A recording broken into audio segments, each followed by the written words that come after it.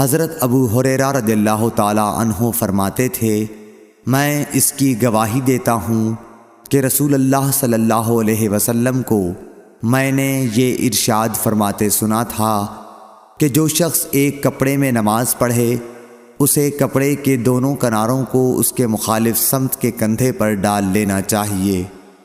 صحیح بخاری حدیث نمبر 360۔